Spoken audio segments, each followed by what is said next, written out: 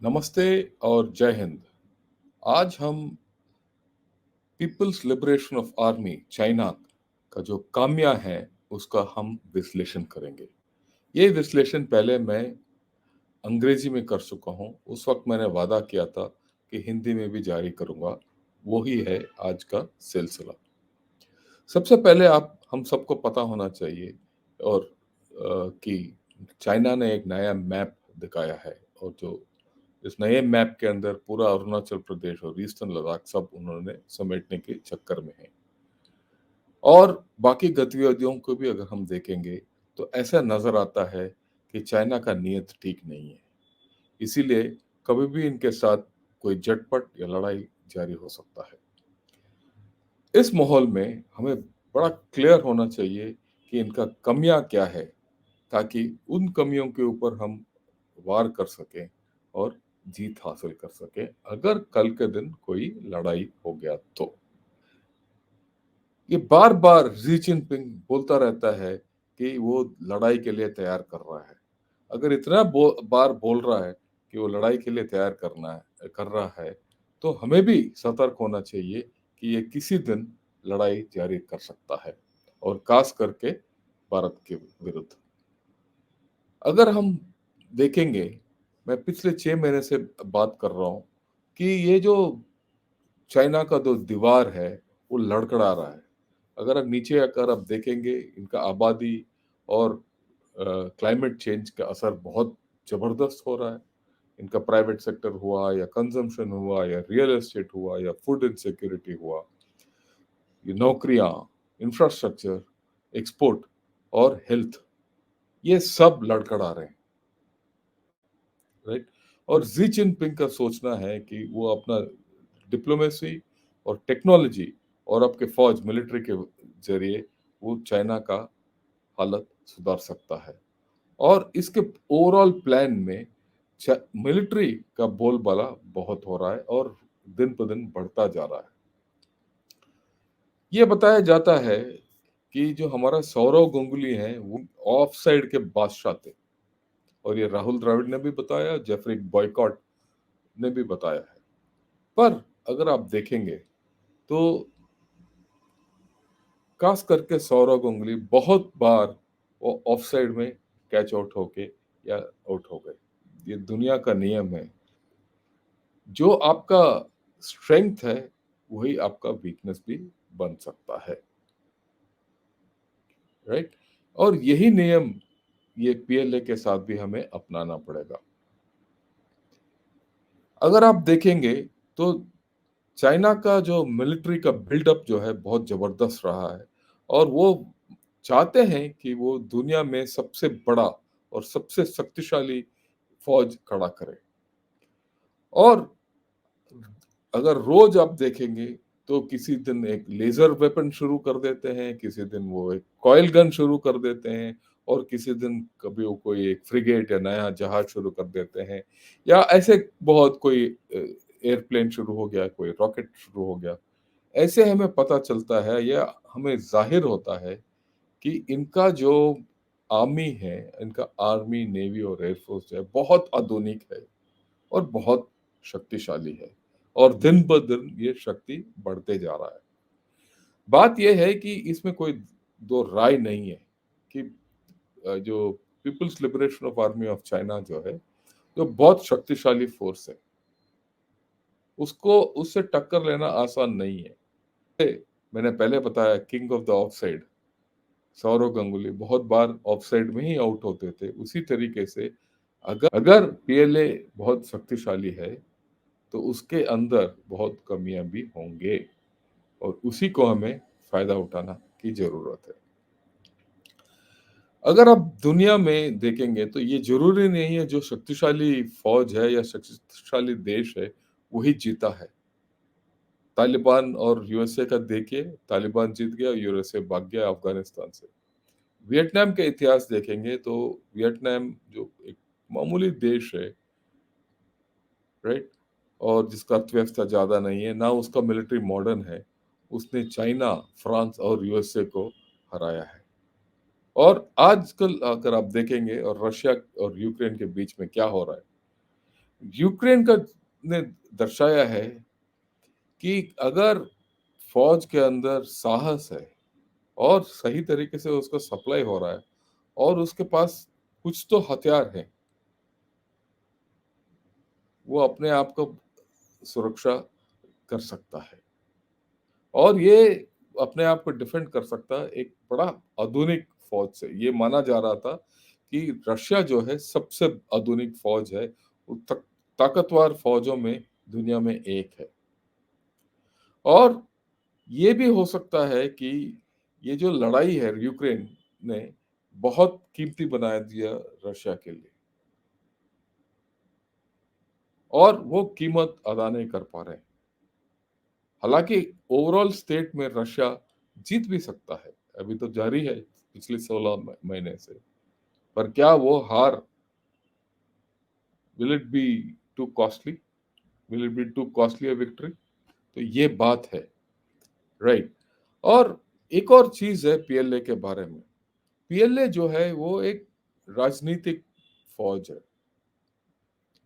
और पीएलए जो है ये एक कम्युनिस्ट पार्टी का फौज है, ना कि चाइना का देश का फौज है। ये इसमें काफी अंतर है। और ये पहले से माओ का मानना ये है कि our principle is that the party commands the gun and must be never allowed to command the party। इसका मतलब पीएलए के जरिए ये सीसीपी में कोई खतरा है, उनका राज में खतरा है। और यही चीज जो माओ ने बोला है वो बार बार जी जिनपिंग दोहराता रहता है, राइट। तो ये एक कमी है क्योंकि ये नहीं, हमें ये नहीं पता कि पीएलए सीसी के ऊपर कब वार करेगा अंदरूनी तरीके से, और ये पहले भी हो चुका है। ओके, पीएलए का जो मिलिट्री गाइडेंस मिलता है वो कम्युनिस्ट पार्टी से मिलता है और कम्युनिस्ट पार्टी सोचता है पीएलए किस तरीके से लड़ना चाहिए। ये एक अजीब गरीब तरीका है क्योंकि हमारे फौज में जैसे ले लीजिए, जिस तरीके से लड़ना है वो उसका स्ट्रेटजी और टैक्टिक्स जो है वो अपने फौज बनाती है, ना कि प्रधानमंत्री। पर उसमें ये ऐसा नहीं है।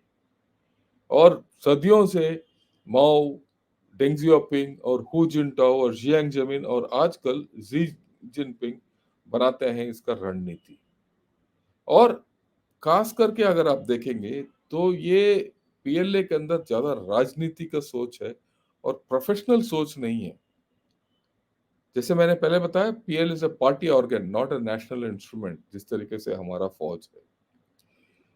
ओके, जब 2013 में जी जिनपिंग ने सत्ता संभाला है, उसने थोड़ा सोच विचार किया और 2015 में इसने अपना थियरी बताया कि किस तरीके से पीएलए लड़ना चाहिए। इससे पहले क्या है कि पीएलए सोचता था कि it will carry out warfare, local warfare under informatized conditions, यानी कि ज्यादा नेटवर्क्स वगैरह होंगे। जी जिनपिंग ने उसको बदले कर दिया, उसने बोला कि it will be local warfare under intelligentized conditions. Intelligentized conditions का मतलब ये है कि इसके अंदर ज्यादा से ज्यादा आर्टिफिशियल इंटेलिजेंस का उपयोग होगा। पर इसमें प्रॉब्लम यह है कि आर्टिफिशियल इंटेलिजेंस का उपयोग आजकल लड़ाई में उतना नया चीज है।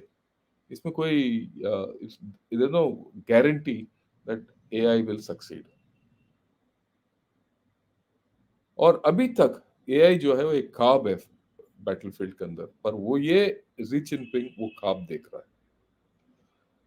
दूसरी बात यह है कि जो भी लड़ाई है कहीं भी आप लड़ लो, वो उसमें दो हिस्सा होता है, एक फायर और मूवमेंट। पुराना फौजी बोलेंगे फायर एंड मूव, और हायर लेवल में उसको बोलते हैं फायर एंड मैनूवर। पीएलए के सोच विचार में और इनका लेख जो निकल के आता है उसमें कहीं मैंने आज तक मैनूवर के बारे में पढ़ा ही नहीं, राइट। इनका एम्फेसिस जो है आजकल ज्यादातर टेक्निकल एम्फेसिस है और कटिंग एज टेक्नोलॉजीज के ऊपर है, जिसमें advance admin drone systems, big data analysis and वो भी क्या है, speed and accuracy of decision making in the battlefield, यानी कि सोच विचार का स्पीड बढ़ाने का कहानी है। सोनिक मिसाइल्स इस्तेमाल करना चाहते हैं। इसमें क्या प्रॉब्लम है? प्रॉब्लम यह है कि ये सब जो सिस्टम जो लाना चाहते हैं पीएलए के अंदर, आधुनिक तो बन जाएंगे, पर ये कल का लड़ाई के लिए है, आज का लड़ाई के लिए ये उतना इस्तेमाल नहीं हो सकता जिस तरीके ये सोच रहे हैं।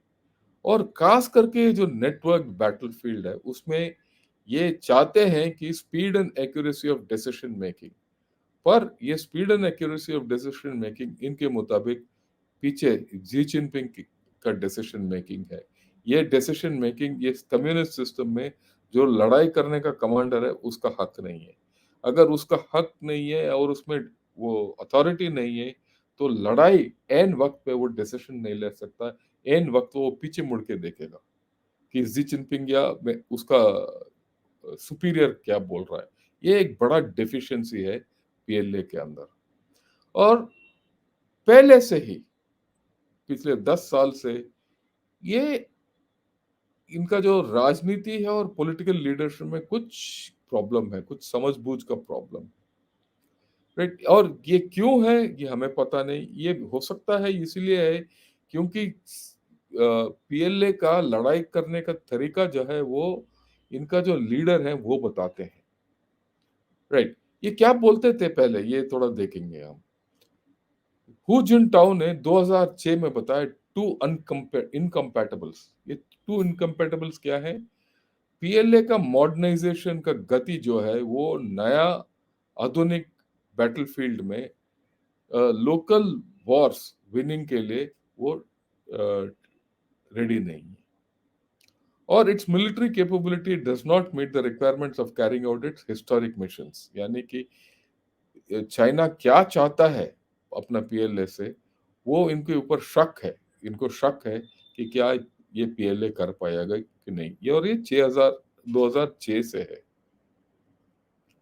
इनके ऊपर वो विश्वास की कमी नजर आती है। 2013 में Xi Jinping revived the Deng era slogan of two inabilities, यानी कि दो कमियां पीएलए के बारे में इसने बताया। इसने बोला कि पीएलए का ability to fight a modern war is not there, and the abilities of its cadres यानी कि officers at all levels to command modern war are not sufficient. आधुनिक लड़ाई के लिए इनका जो ऑफिसर्स और लीडरशिप है वो काबिल नहीं है। ये दो इनकेपेबिलिटीज ये बहुत इंपॉर्टेंट है। अगर हमारे यहाँ सोचिए, अगर हमारा प्राइम मिनिस्टर सोचता है हमारा फौज में ये ऐसे दो इनेबिलिटी है, हम कैसे लड़ सकते हैं। इसने दो गैप्स के बारे में बताया। Big gaps between the PLA's modernisation level and the requirements for national security compared to the level of the world's advanced militaries। कि हमारा जो पीएलए है इंटरनेशनल स्तर के जो मिलिट्री हैं उसके बराबर और या मुकाबला नहीं कर सकता। और दूसरा इसका कंसर्न ये है कि concern over PLA fighting abilities, लड़ाई करने का क्षमता in general compare to other advance militaries, highlighting the relative gap. यानी कि इनका कॉन्फिडेंस नहीं है कि बाकी देशों के मिलिट्रीज के साथ लड़ाई करने का क्षमता है कि नहीं पीएलए के अंदर। अगर आपके लीडर के पास आपके ऊपर वो कॉन्फिडेंस नहीं है कि आप लड़ पाओगे, तो पीएलए कैसे लड़ेगा। ये एक बड़ी चीज है जब हम लड़ाई के बारे में बात कर रहे हैं। और एक और चीज है, इसने शुरू किया है three whethers. Whether the PLA can maintain the party's absolute leadership, वफादारी पार्टी लीडरशिप के तहत। Whether it can fight victoriously when needed, क्या ये जीत हासिल कर सकता है। Whether it at commanders at all levels are competent to lead troops and command in war, क्या इनके कमांडर में वो काबिलियत है कि वो लड़ाई का जो प्लान बना सके और वो प्लान और फौज को कमांड कर सके।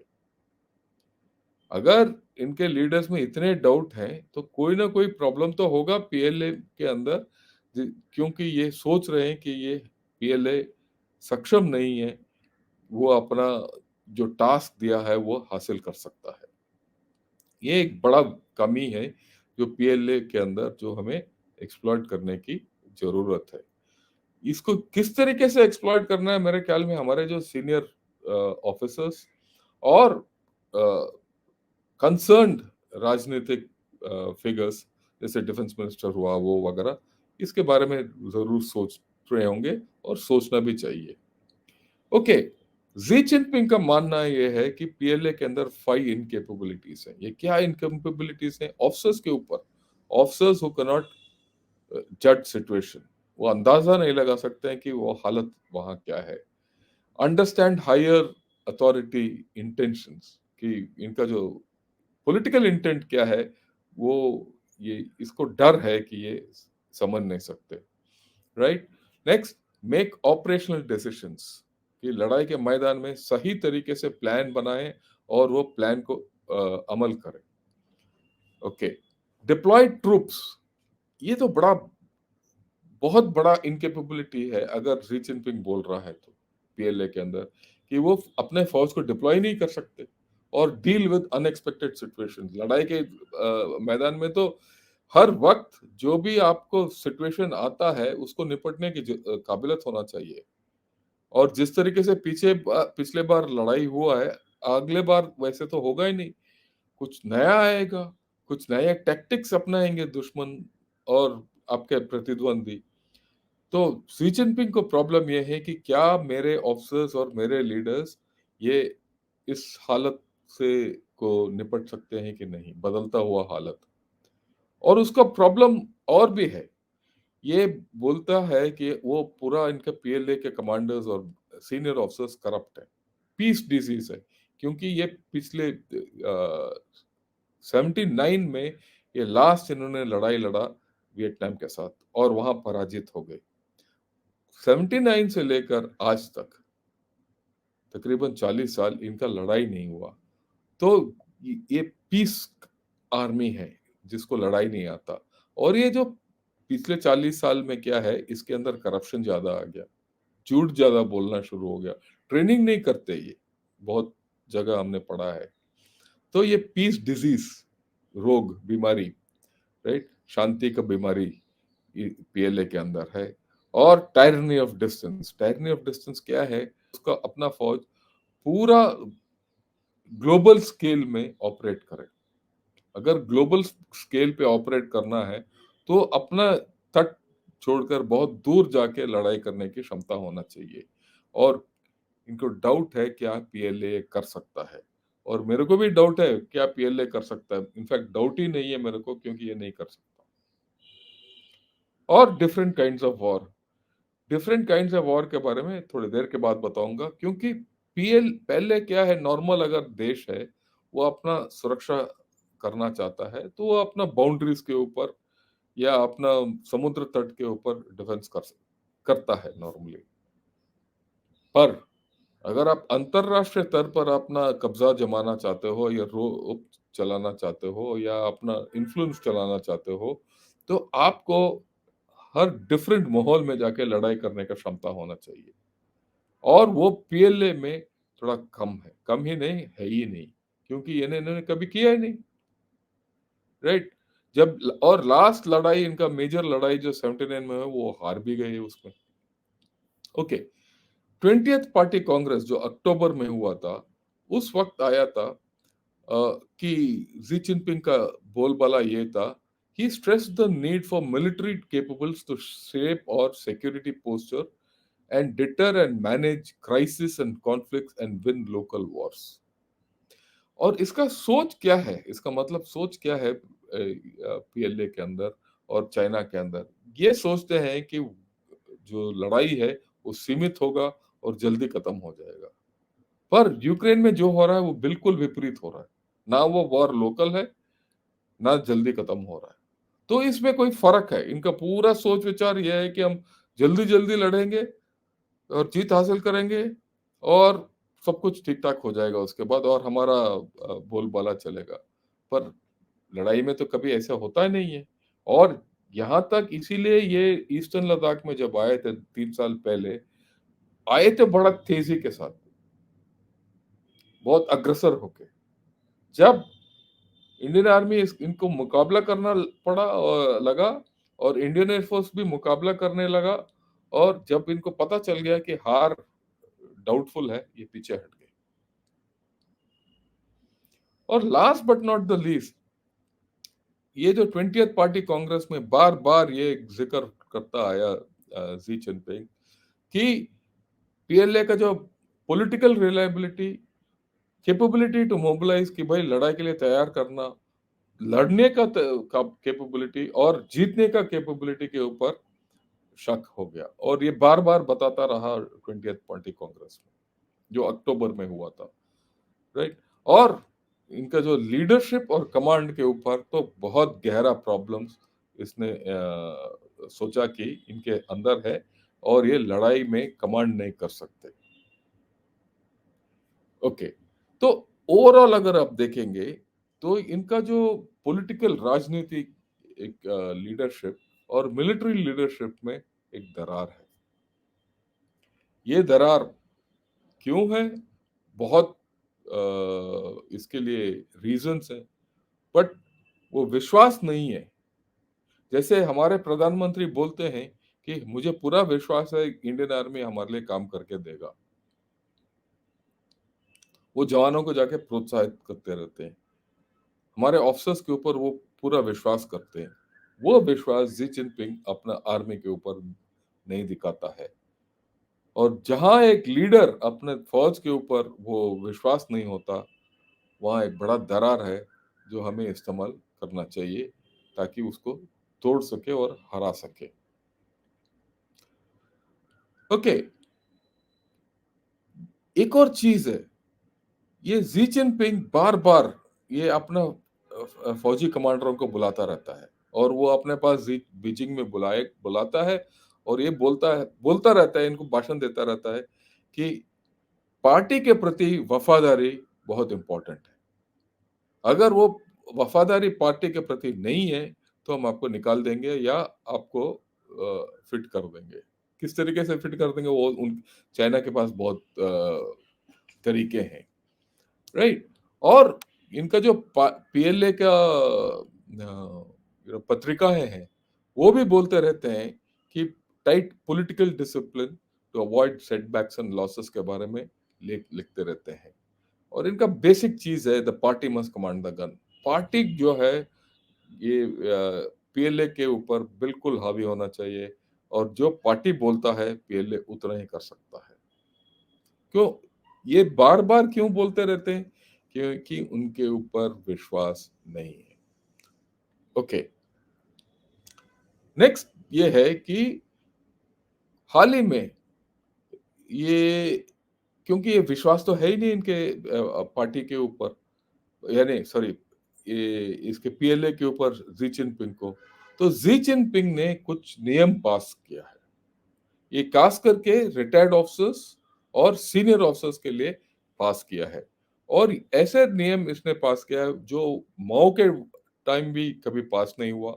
बहुत सख्त नियम है, जिससे बहुत बाधाएं हैं कि एक दूसरे से जाके एक दूसरे से बात कर सकते हैं, पर जाके सिविल में किस तरीके से इनका चाल चलन होगा, क्या इनका व्यवहार होगा, उसके ऊपर बहुत रोक लगा दिया। तो मैं पढ़ के बता देता हूँ, आपको समझ में आएगा। New set of rules controlling the social activities of serving and retired senior officers from the People's Liberation Army have been published. The rules set out a code of conduct कि व्यवहार क्या होना चाहिए for dealing with the Communist Party officials, government bodies, state-owned enterprises, social organizations, media, academic and research bodies, ethnic minority and religious groups, foreign institutions and family members, as well as people they meet online. चाहे आप online में meet करो या direct meet करो, right. इन सब के साथ कहीं भी अगर आप ये रिटायर्ड ऑफिसर्स या सीनियर ऑफिसर्स बात करना है, किस तरीके से बात करना है, इनका क्या चाल चलन होना है, इन उसने एक रूल्स जारी कर दिया है। और जैसे लास्ट में बताया, the new rules target leading cadres of the military and would be apply to retired generals. क्यों रिटायर्ड जनरल्स? क्योंकि रिटायर्ड जनरल्स का बोलबाला अभी भी जो सर्विंग पीपल हैं उसके ऊपर होता है। इसका मतलब ये है कि ये पीएलए को बांध के रख दिया है। क्यों बांध के रख दिया? विश्वास, विश्वास की कमी। ये एक बहुत ही अहम वीकनेस है पीएलए का, जहां जी जिनपिंग अपने पार्टी के पीएलए के ऊपर विश्वास नहीं रखता। विश्वास इसीलिए नहीं रखता क्योंकि इसका डर ये है कि एक न एक दिन या किसी दिन पीएलए का कोई जनरल तख्ता पलट सकता है या जानबूझकर पीएलए को हरा सकता है लड़ाई में या किसी किटपिट में। राइट, अगर वो हो गया तो इसका सत्ता टप हो जाएगा। तो इसीलिए इसका कंट्रोल पीएलए के ऊपर बहुत ही स्ट्रांग है। ओके, एक बहुत इंपॉर्टेंट चीज है, जो भी तानाशाही है, तानाशाह हैं जितने जो भी बोलते हैं डिक्टेटर्स हैं, इको चेम्बर इफेक्ट। ये सब सुनना चाहते हैं कि क्या अच्छा है, कोई बुरा चीज कोई सुनना नहीं चाहता है। और इसकी और ये सब चपलूसी चाहते हैं। राइट, वो चाहते हैं कि सब बताएं कि भाई आप सबसे अच्छे हो और सबसे ठीक काम कर रहे हो। अगर कोई खड़ा होके ये बताए कि भाई आप जो कर रहे हो वो सही नहीं है, तो हो सकता है उसको भी सफा कर देंगे। सुनने तो बहुत दूर की बात है, सफा कर देंगे। ये एक बड़ी चीज है आजकल जो नजर आ रहा है चाइना के अंदर। ऐसी बात नहीं कि हमारे यहाँ नहीं होता, हमारे में भी होता है इंडिया में। राइट, कि सीनियर को मक्खन लगाओ, उसको बोलो कि भाई तुम तो सबसे बड़े अकल है आपका और आपका प्लानिंग सबसे ठीक है, वगैरह वगैरह वगैरह। पर हमारे फौज में और हमारा राजनीति में हमारा लीडर सुनते हैं, पूछते हैं कि कहीं कोई प्रॉब्लम है जो हम कर रहे हैं, फीडबैक लेते हैं। इसको एक ही फीडबैक चाहिए कि भाई जो मैं कर रहा हूँ वो सही कर रहा हूँ। तो जो इको चेम्बर इफेक्ट है वो बहुत जबरदस्त है चाइना के अंदर। ओके, बहुत बड़ा कमी है एक्सपीरियंस, यानी लैक ऑफ एक्सपीरियंस, एक्सपीरियंस की कमी चाइना के अंदर, चाइना का पीएलए के अंदर। क्यों? जैसे मैंने पहले ही बता दिया, पीएलए जो है 1979 से कोई लड़ाई नहीं लड़ा। राइट, और वो भी लास्ट लड़ाई इनका वियतनाम के साथ हुआ जब ये हार गए थे। पर पिछले 30 साल से ये फौज को बढ़ा रहे हैं, बहुत पैसा खर्च कर रहे हैं मॉडर्नाइज करने के लिए पीएलए को। तो इसका मतलब क्या है कि ये खर्च तो कर रहे हैं, बहुत बड़ा इक्विपमेंट तो लेके आ रहे हैं, पर ये कभी टेस्ट नहीं हुआ बैटलफील्ड के अंदर। इसीलिए मैंने बोला पहले, जिस तरीके से Sourav Ganguly was called the god of offside और this god of offside keeps failing in the offside, उसी तरीके से पीएलए बहुत तगड़ा है पर अनटेस्टेड है। लीडरशिप में कमी है, इक्विपमेंट पता नहीं कि ये लड़ाई में काम आएगा कि नहीं। तो ये सब प्रॉब्लम्स हैं। ओके, ये किसी का कहना है कि the Chinese military has undergone major upgrades, however there are three significant reasons to doubt its prowess. Dysfunctionality of civil military relations in a dictatorship. Civil military relationship यहाँ प्रॉब्लम है जो मैंने ऑलरेडी बता दिया। इनसाइडर्स क्रिटिक्स, यानी कि अंदरूनी षड्यंत्र, और कोई भी कम्युनिस्ट देश में ये होता ही है। तो ये पीएलए के ऊपर भी असर पड़ता है। राइट, अनरिलायबल एल्कमीन असेसिंग कॉम्बैट इफेक्टिवनेस, क्योंकि इनका जो सिस्टम ऑफ कॉम्बैट कमांड है, एक कमिश्नर होता है और एक कमांडर होता है, और कॉम्बैट सिचुएशंस में भी इन दोनों का बोलबाला होता है। ये हमें पता नहीं चलता कि क्या ये लड़ाई में ठीक कर सकते हैं कि नहीं, क्या ये कमांड कर सकता है या नहीं, ये स्तर रहेगा कि नहीं। राइट, और ये इनका जो मिलिट्री कमांड का स्ट्रक्चर है टॉप डाउन है, जो ऊपर वाला बोलता है वो नीचे वाला करने की जरूरत है, उसको अपना सोच विचार करने की अधिकार ही नहीं है। और ये बहुत प्रॉब्लम हो सकता है पीएलए के लिए। क्यों क्यों प्रॉब्लम हो सकता है? ये प्रॉब्लम इसीलिए हो सकता है कि आजकल का दुनिया में नेट सेंट्रिक वॉरफेयर है। नेट सेंट्रिक वॉरफेयर किस लिए होता है? नेट सेंट्रिक वॉरफेयर इसलिए हम जारी रखते हैं, इसीलिए यूजफुल होता है कि जो खबर मेरे पास है, वो जो ऑन ग्राउंड है कमांडर, उसके पास भी है, जो लड़ाई के मैदान में है उसके पास भी है। पर लड़ाई वो लड़ रहा है, अगर उसके पास पूरा इंफॉर्मेशन है तो उसको लड़ने दीजिए। अगर कोई गलती कर रहा है तो उसको आप हम करेक्ट कर सकते हैं कि भाई ऐसे कर लो, राइट? ये है खासियत नेट सेंट्रिक वॉरफेयर का। हमें सबको पता होता है कि कौन नीचे क्या कर रहा है, और हमें डिसेंट्रलाइज करने की जरूरत है, from senior level down to junior level, ताकि जूनियर जो है वो स्थिति को देखते हुए और हालात को देखते हुए लड़ सकता है। पर पीएलए में क्या है, वो कल्चर है ही नहीं। तो ये पूरा ये net centric warfare, artificial intelligence वगैरह वगैरह लाने का क्या फायदा है, अगर आप सब इंफॉर्मेशन पीछे जा रहा है और जो लड़ रहा है उसके पास वो काबिलियत नहीं है डिसीजन लेने का या लड़ने का। और जैसे मैंने पहले बताया, हर बार पीछे देखते रहो कि भाई जो हुक्म मेरे को ऊपर से आएगा वही मैं अमल करूंगा, राइट?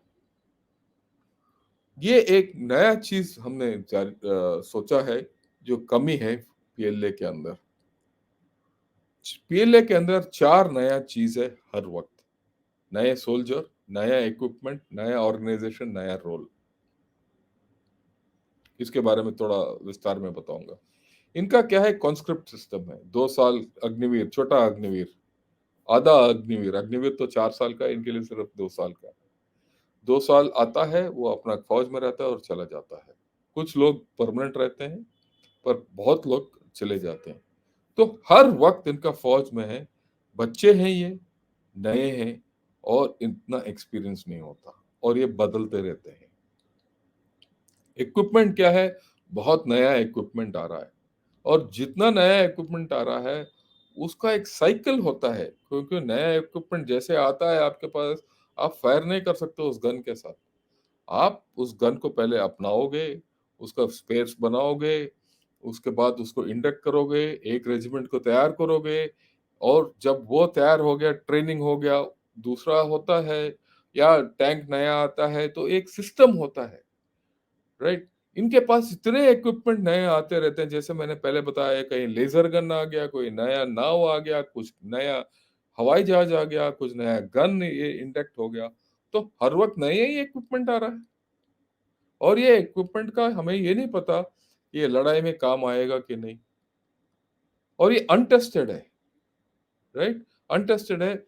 और कोई भी इक्विपमेंट जब नया अगर आप उतारते हो लड़ाई के मैदान में, वो थोड़ा प्रॉब्लम देता है।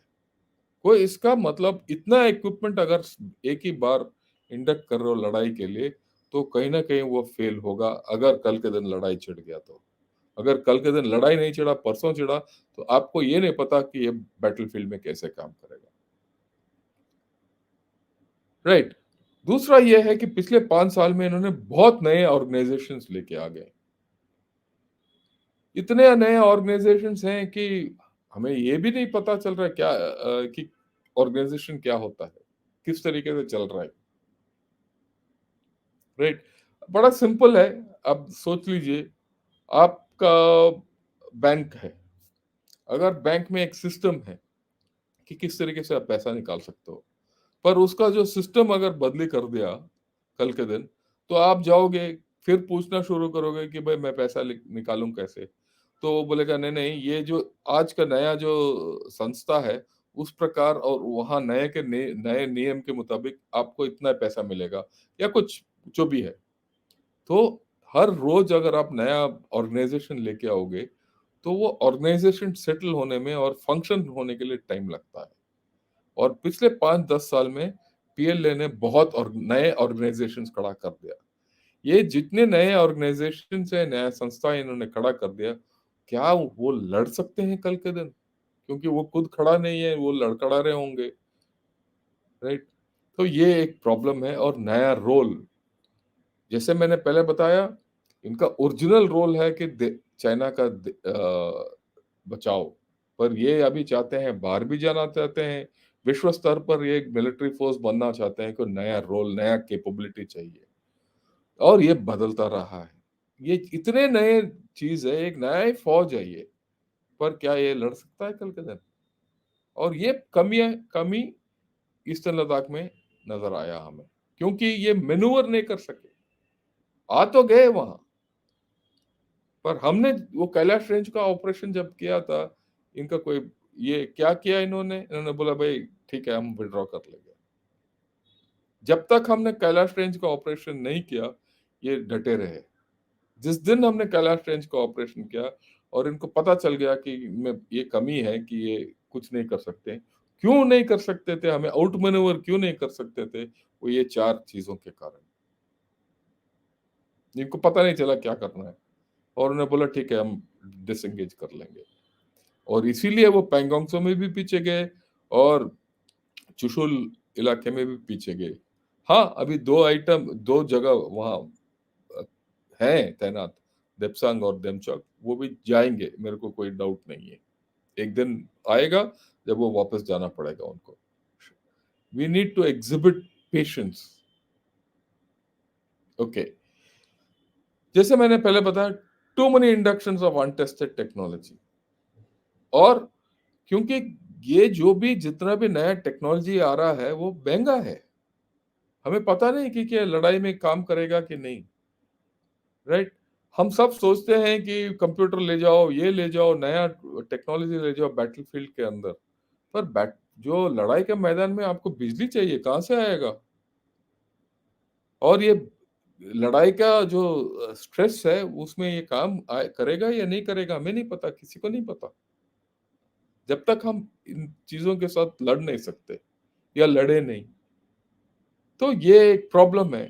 और ये नया आइटम, जो भी पुराना आइटम मान लो 10 रुपए का है और नया आइटम 100 रुपए का है आज का दिन, तो अगर आप पुराना आइटम निकाल के नया आइटम मॉडर्नाइजेशन करोगे तो आपको पैसा चाहिए, और ये इतने मॉडर्नाइजेशन कर रहे हैं, तो आपको इतना लागत है, और लागत ही नहीं है, इसको अगर आपको रिपेयर करके मेंटेन करना है तो उसके ऊपर भी खर्च होगा। तो धीरे धीरे जाके ये खर्चा ज्यादा हो जाएगा चाइना का मिलिट्री के ऊपर। क्या इनके पास वो क्षमता है? अगर ये पूरा पैसा इसमें लगा देंगे तो उनका अर्थव्यवस्था में क्या होगा बाकी? वो तो वैसे ही ठप हो रहा है।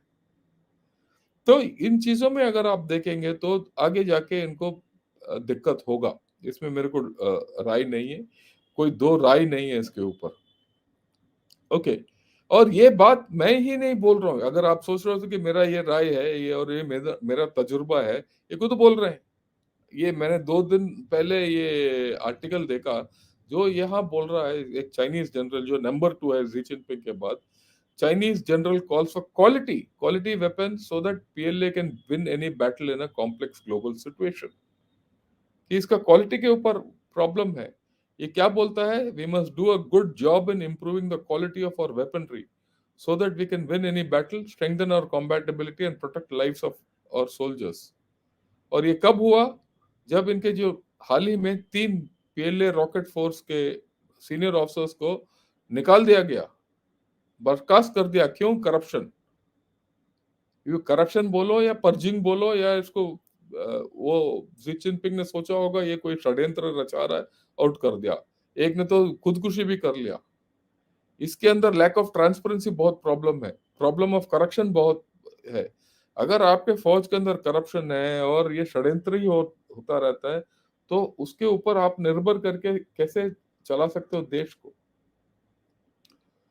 तो इसने क्या किया कि इसका, अब अगर आपको याद है तो पिछले महीने मैंने जनरल राज शुक्ला के साथ एक प्रोग्राम किया था, rocketing of the rocket generals, जहां जब ये 3-4 रॉकेट फोर्स के जनरल्स को हटा दिया गया, तो उस वक्त हमने प्रोग्राम किया था, क्यों हटाया, ये करप्शन की वजह से है या षड्यंत्र हो रहा है, क्या है, वो हमने विश्लेषण किया। पर मजे मजे की बात यह है कि इनको जो रिप्लेस किया, वो रॉकेट फोर्स के जनरल्स ने, वो नेवी के जनरल्स को लाके इधर इसमें बिठा दिया। तो अगर आप नेवी का आदमी को जाके रॉकेट फोर्स में बिठा रहोगे तो वो क्या करेगा? तो आपके लीडर तो एक्सपीरियंस तो बिल्कुल है ही नहीं ना। राइट, नाव चलाने वाले को रॉकेट फोर्स में बिठा दिए तो इसका कोई मतलब नहीं निकलता, पर उनका उनके हिसाब से निकलता है क्योंकि वफादारी की वजह से इसको हेड बना दिया। कम से कम वो वफादार है। राइट।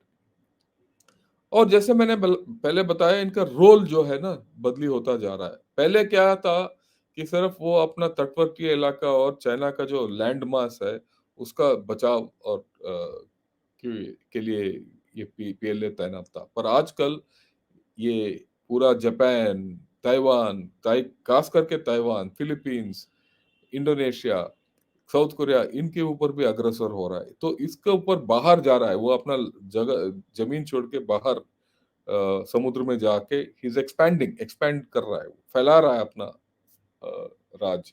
अगर वो है तो पीएलए को नया रोल है। एक रोल जमीनी रोल है, एक समुद्री रोल है। जो समुद्री रोल पहले भी था पर उतना नहीं था जितना अभी चाहिए, क्योंकि पहले वो डिफेंसिव रोल था, अभी वो ऑफेंसिव रोल है। फिर इसके पास एक रीजनल और ग्लोबल रोल है, वो इंडियन ओशन रीजन में भी आके अपना इन्फ्लुएंस जमाना चाहता है, वो अटलांटिक में भी जाके जमाना चाहता है अपना इन्फ्लुएंस। तो नया नया रोल आ गया तो पीएलए को भी प्रॉब्लम है। जो फोर न्यूज के बारे में बात किया मैंने, न्यू रोल्स, चौथा, तो इसके लिए भी पीएलए इज अनट्रेंड। नया इक्विपमेंट है, नया आदमी है, नया रोल है, नया लड़के हैं। तो कब ट्रेन करेगा, कब ये करेगा? और ये कभी इन्होंने लड़ाई भी नहीं लड़ा। तो मेरा मानना यह है कि अगर पीएलए पीएलए कांच की तरह है। अगर आप देखोगे कांच, ये मोटा कांच भी देख लो, तो मोटा कांच आजकल अगर उतना आसानी से टूटता नहीं है, पर वो जो कांच का शीशा है ना कहीं एक गांठ होता है। उस गांठ के ऊपर आप छोटा सा टक्कर मारो तो पूरा गिर जाएगा। मेरा मानना यह है कि ये जो कामियां हम बात कर रहे हैं, अगर इसके ऊपर थोड़ा गौर करें और हर कमांडर, चाहे वो भारतीय कमांडर हो या बाहर अंतर्देशीय कमांडर हो, अगर लड़ाई के हालत में या ऑपरेशनल सिचुएशन में पीएलए के गांठ पकड़ लिया, वो कांच के शीशे का गांठ, और उसके ऊपर चोट मारा, टूट जाएगा। ये बहुत मेरा पूरा मानना है इसके बारे में। ओके। एक और बात यह है कि ये जैसे आबादी, इनका जो सिंगल चाइल्ड कॉन्सेप्ट है चाइना में, आज जैसे हम बताते आते हैं ना, कोई भाई है बहन है, क्योंकि हर एक आदमी इकलौता है अपना माँ बाप का। और ये इकलौता आदमी क्यों लड़ेगा? क्योंकि अगर ये लड़ाई में मर गया तो इसका माँ बाप को कौन देखभाल करेगा? माँ बाप ही नहीं, इनको उनका भी, इनका दादी और नानी को भी कौन देखभाल करेगा? तो ये प्रॉब्लम है। तो पुराने जमाने के पीएलए के जो सोल्जर्स थे वो बहुत तगड़े थे। अगर आप नेफा का युद्ध के बारे में कभी पढ़ते हो तो आप देखोगे कि ये इन्फिल्ट्रेट करके हमारे यहाँ त, तकरीबन 100-150 किलोमीटर अंदर आए और यहाँ रोड ब्लॉक लगा के हमें नष्ट कर दिया। और वो वही कर सकते थे जो बड़ा तगड़े थे और जिसको कुछ फर्क नहीं पड़ता था कि कितने मर गए या कितने घायल हो गए। वो क्षमता आजकल इस पीएलए में नहीं है। अगर एक ही लड़का है हर घर में तो वो बोलेगा क्यों मरे? तो इसको इनको पीएलए को कैजुअलिटीज की प्रॉब्लम है। अगर ये कैजुअलिटी नहीं ले सकते, इसीलिए गलवान के टाइम में भी इन्होंने कभी कैजुअलिटीज जिक्र नहीं किया कि इनके एक्चुअल कैजुअलिटीज कितने हैं। अंदाजा है कि इनका कैजुअलिटीज 50-40 से 100 तक का कैजुअलिटीज का अंदाजा होता रहा, पर इन्होंने 4 ही घोषित किया। डरते हैं क्योंकि अगर ये बोल देते हैं कि इतना कितना कैजुअलिटीज हो गया तो लोग पूछेंगे क्यों लड़ रहे हो। तो ये प्रॉब्लम है चाइना के अंदर। और सूडान में जब अ, ये पीएलए वाले गए थे अपना मिसाइल बेचने और रॉकेट बेचने, वहां सूडान में कुछ झड़प हो रहा था और कुछ फोर्सेस आए थे। और यही इस ट्वीट में बताया जा रहा है कि वो सूडान के जो रिबल फोर्सेस हैं उन्होंने अटैक किया जहां इनका रॉकेट लॉन्चर वगैरह रखा हुआ था। जैसे वो सुदानी लोग यहाँ आके अटैक किया, पीएलए वाले भाग गए वहां से। और ये यही बात नहीं, आगे भी जाके मैं बताऊंगा। ये पहले व्याख्या नहीं है जब ये पीएलए ने मैदान छोड़ के भाग गया। Okay,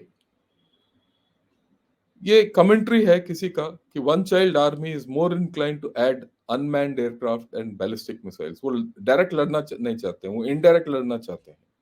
PLA has increased the deployment of battleships and fighter planes, but their operating rates are not exactly high, right? वो मेंटेनेंस इनका ठीक नहीं है। It seems they are unable to sufficiently train enough soldiers to properly maintain and repair their high-tech hardware. This is important. High tech hardware तो है कि उसके ऊपर ट्रेनिंग कमी है, मेंटेनेंस कमी है।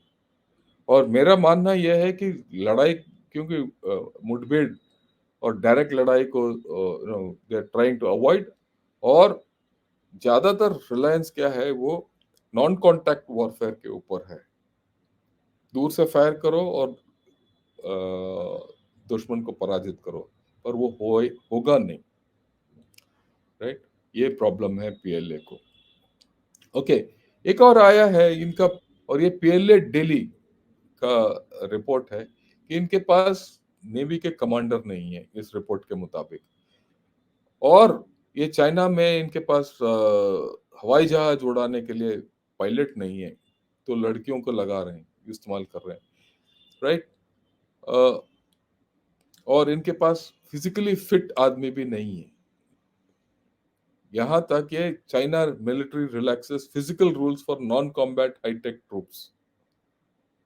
हम तो नहीं करते ऐसे, चाहे वो हाईटेक हो या नॉन कॉम्बैट हो, या लॉजिस्टिक्स का काम करना हो या पीछे काम करना हो, आदमी फिट होना चाहिए हर वक्त। हर आदमी आगे फ्रंट में जाके लड़ने का क्षमता होना चाहिए। तो इनके जो स्टैंडर्ड हैं जो फौज के, कम होते जा रहे हैं। ओके, और यहाँ तक कि स्कूल में जाके नेवी के पायलट के लिए पकड़ रहे हैं, क्योंकि कोई मिल नहीं रहा है इनको, है नहीं पायलट, और ट्रेनिंग करने के लिए भी प्रॉब्लम है। ओके, और आजकल नौकरियां कमी है चाइना के अंदर, युवकों को नौकरी नहीं मिल रहे हैं। इनका अनएम्प्लॉयमेंट रेट बहुत हाई है, 21-22% तक पहुंच गया है, राइट? तो वो फौज को इस्तेमाल कर रहे हैं नौकरी देने के लिए। पर क्या फौज एक ऐसे सामाजिक संस्था है जहां नौकरी देने के लिए है?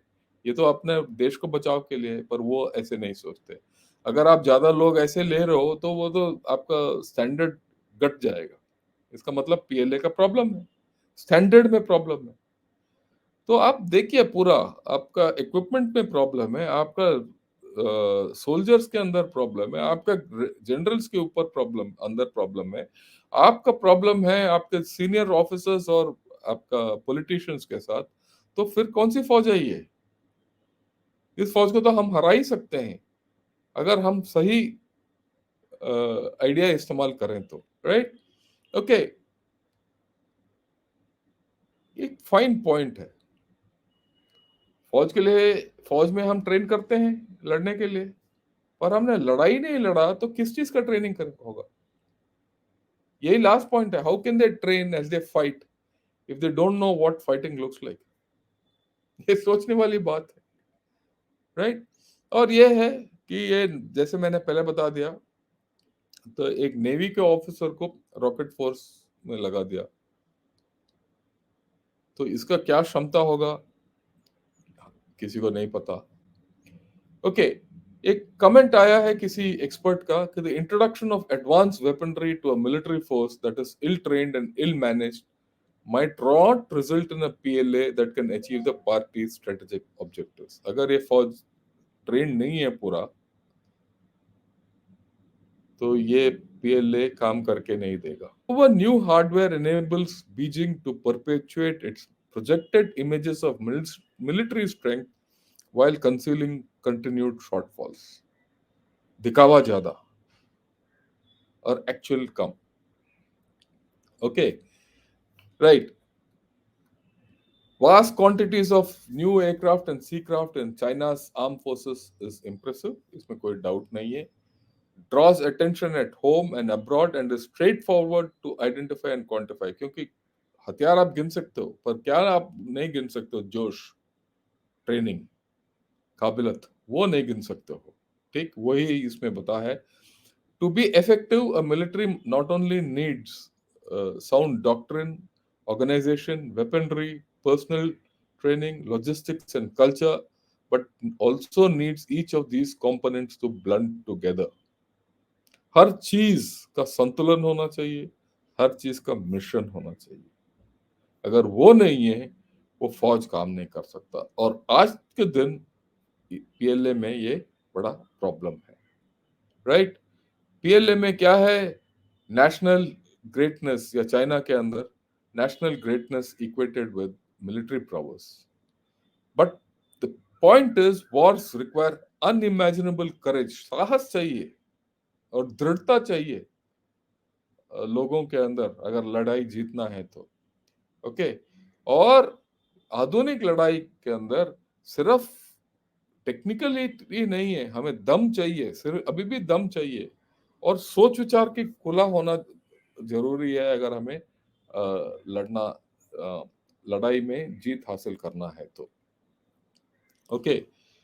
लीडरशिप, कमांड, एनसीओ और जेसीओ की जरूरत है. Essence of the strength of this capabilities is cultural, not technical. एक परंपरा होना चाहिए लड़ाई का. willingness to delegate authority and to accept the counsel of a subordinate in their command over their own judgment. मुझे ये काबिलियत होना चाहिए कि मैं अपना जूनियर से भी कुछ सीखूं. मैंने सीखा है, मेरे जेसीओ से और एनसीओ से, जवानों से हमने सीखा है. और ये सीखा है जब मैं रिटायर भी हो रहा था. और ये नहीं कि हर वक्त आप पीछे देखो कि भाई आप हमारा सीनियर क्या बोल रहा है. वो ऐसे करोगे जब आप अपने जूनियर से नहीं सुनोगे. अगर आपके जूनियर के अंदर वो कॉन्फिडेंस नहीं है कि मेरे सीनियर मेरे बात सुनेगा और सुनवाई होगा, तो ये प्रॉब्लम होगा. और ये आर्मी अगर आप देखेंगे तो ये कभी बाहर नहीं जाके लड़ाई किया. सिर्फ वो चाइना के अंदर ही और उसके बॉर्डर में ही लड़ाई किया. अफगानिस्तान में गए नहीं. चाइना में चाइना के लोग पाकिस्तान में मारे जाते हैं, फिर भी इन्होंने कोई रिएक्शन नहीं है. और अफ्रीका में भाग गए, मैंने जैसे पहले उदाहरण दिया. अफगानिस्तान में तो गए ही नहीं. वो चाहते हैं वहां जाके जाके वहां मिनरल्स लो, कान लगाओ, ये लगाओ, वो लगाओ, इन्वेस्टमेंट करो. और उसके लिए लड़ने की जरूरत है बाहर जाके. आज तक चाइना का वो है ही नहीं. अगर अमेरिका देखिए बाहर जाके लड़ता है, वो अपना अधिकार लेने के लिए और इन्फ्लुएंस के लिए. यहां तक ये ताइवान तक पार नहीं कर सकते. इनका जो एयरक्राफ्ट कैरियर है वो अपना नजदीक, चाइना के नजदीक से बाहर गए ही नहीं. मैक्सिमम 100 किलोमीटर तक गए और उसके बाद वापस आ गए. तो ये इनका प्रॉब्लम है कि ये फुल्ली फॉर्म्ड फोर्स नहीं है. और इनको ये भी डर है कि कहीं वो ताइवान के ऊपर अग्रसर हो गया तो कहीं पीछे से इंडिया ना अटैक कर दे.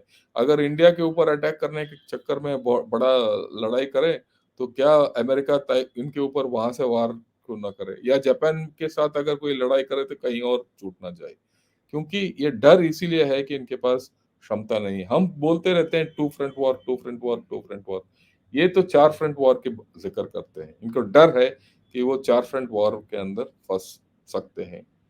तो अगर आपका क्षमता नहीं है तो ये हमारा कोशिश यही होना चाहिए कि अगर उसके पास ये क्षमता नहीं है कि वो दो फ्रंट में लड़ाई करे, हमारा कोशिश यही होना चाहिए कि इसको दो फ्रंट में लड़ाई करवाओ.